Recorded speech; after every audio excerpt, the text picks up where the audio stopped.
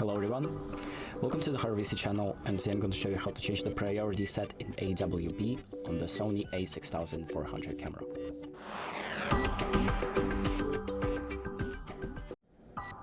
So the first thing that we're going to do is open up the settings by pressing the menu button, and then we're going to go to this section number 1, so camera section number 1 with the red camera, and then we're going to go to page 11 and select priority set in AWB.